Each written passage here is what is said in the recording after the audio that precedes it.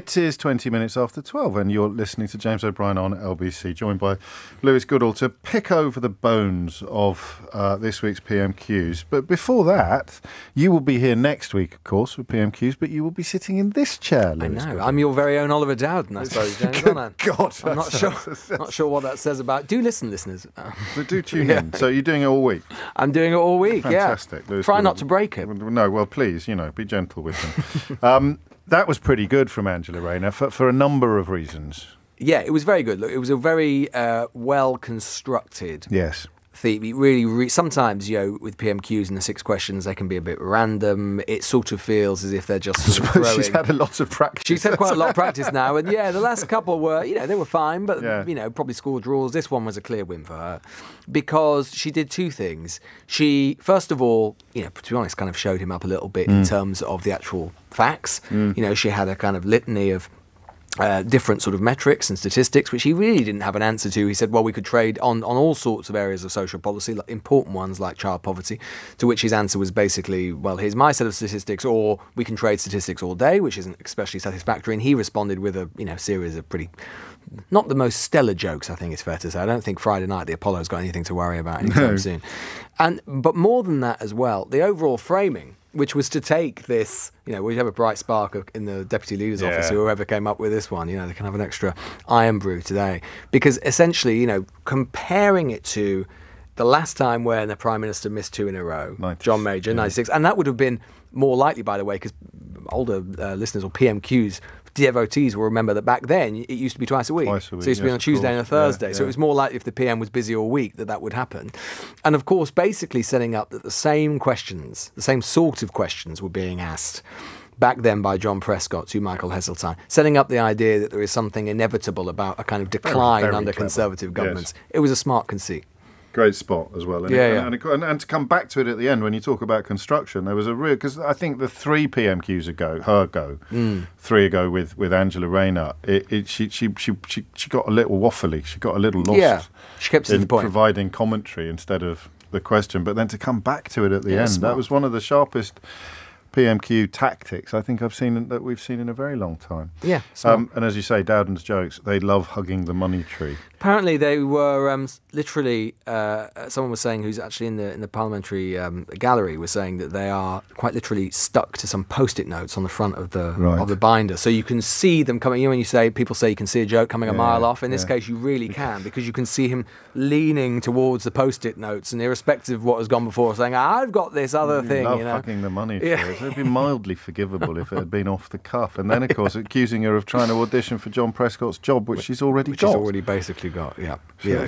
Not ideal. Like that probably was off the cuff, bless him. That was, not great. I think what it shows, is that there is right now, obviously politics is all about momentum, and Prime Minister's questions is a reflection of momentum, and it does not feel, even if you're a Conservative supporter and you're listening to that, I think you would impartially say that it does not feel as if there are any real stinging lines of attack from the Conservative front bench. I felt for a long time now that they've basically been trying to recycle ones that have been extremely effective over the last 13 years, whether it's we heard it there, the magic money tree, there's a little bit now about Just Stop Oil. There's the kind of greatest hits, a roll call of greatest hits. There was, like I said, coalition of chaos, stuff that might once have been highly potent, but which now sounds very tired. It's like hearing a record that you once loved and you just sort of played it and played it and played it and played it again, and sooner or later you just kind of get sick of it. You just can't play it anymore.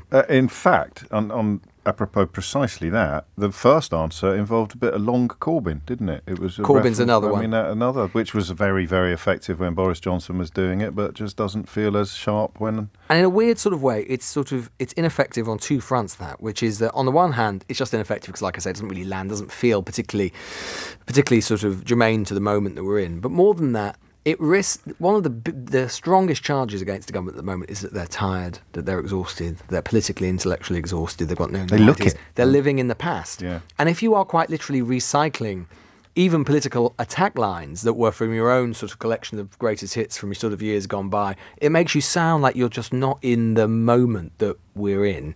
So, look, these things, it's Deputy Prime Minister's questions, it's not too problematic. No, but sure. It's symptomatic of a wider problem. Exactly that. I'm told that Pete Wishart asked about the murals that we were talking about in the first hour of the programme. We may try and dig that out. Do you want to listen to a couple of exchanges from committee this morning? They're quite fun. Well, yeah, little surprise. That's nice. Simon Case, unexpectedly perhaps, has been essentially distancing himself from that report into Sue Gray that ministers elected both to release against advice and to describe as prima facie evidence that she had behaved inappropriately. Simon Case, the Cabinet Secretary, addressing this directly. Let's have a listen.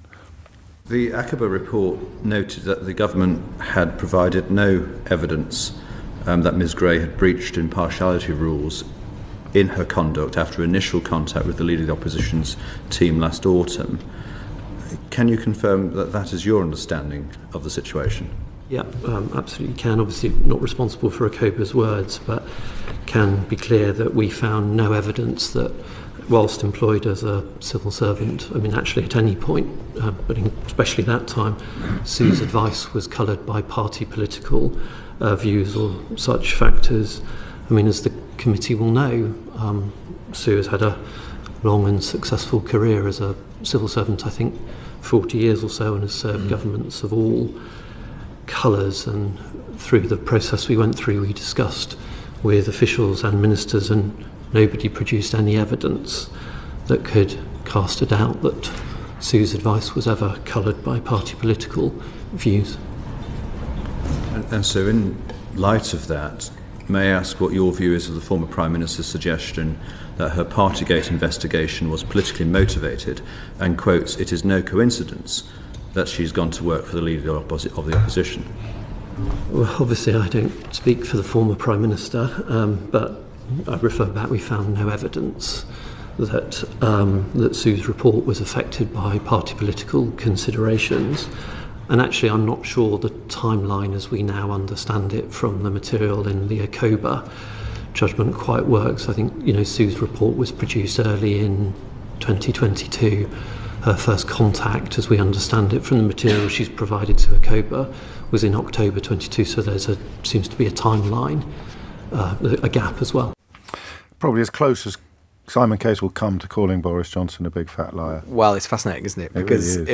Because what that I think reveals is the shifting sense of power in Westminster, in the sense that, look, Simon Case, there's no love lost between Sue Gray and Simon Case. Well, that's yes, exactly. There's no love lost at all. And there has indeed been speculation that one of the reasons that Sue Gray decided to take this job with Keir Starmer is because she had been overlooked. She felt abandoned by Simon Gray during the Sue Gray inquiry. She felt that she didn't receive the cover and the sort of political support that she needed from the sort of civil service machine. So there's no love lost between them. But of course, Simon Case, like the rest of the civil service, they can see the polls just as much as the rest of us and are looking at them even more closely than the rest of us.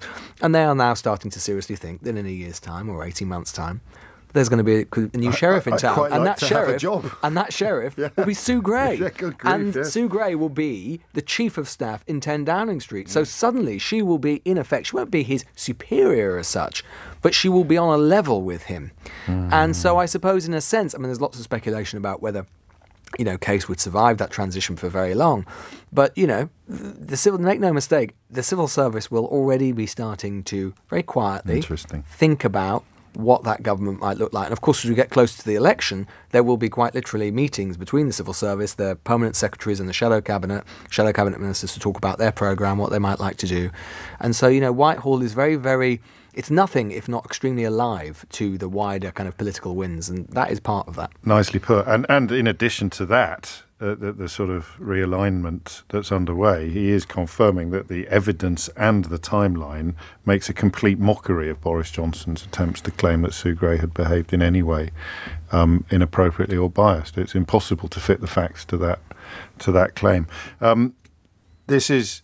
Are we going to do this today? Are we ready? Okay. You're probably going to wonder what's going on now, Lewis. Dorries. It's now time for Dorries Watch. It is 33 days since Nadine Dorries promised to resign from the House of Commons with immediate effect. Nadine Dorries is still an MP, and she came up at this select committee meeting as well. Are you aware of any rather forceful communications, it might be described, sent by the lingering member for Mid Bedfordshire to both to senior civil servants. Really, I suppose threatening, it could be described, to use the platform of the Commons and indeed her own television programme to get to the bottom of why she hadn't been given a peerage. So, yes, was aware of those communications and have flagged them to both the Chief Whip and the Speaker of the House. Now, do you think that, have you maybe taken legal advice on whether you think the Honours Brackets Prevention of Abuses Act 1925 could come into play? Seeking further advice on that question. So, taken initial advice but asked for more. Gosh. So that's William Ragg. That'd be the Public Administration and Constitutional Affairs Committee. William Ragg, the chair, Conservative MP, of course. Just floating the possibility that Nadine Dorries might have broken the law? Well, and have you seen, also the other Nadine Dorries news today, of course, is that she is to publish a book. Called Lost the Plot, I believe. The Plot. I beg your pardon. The Plot. Lost the Plot could be the sequel. Yes.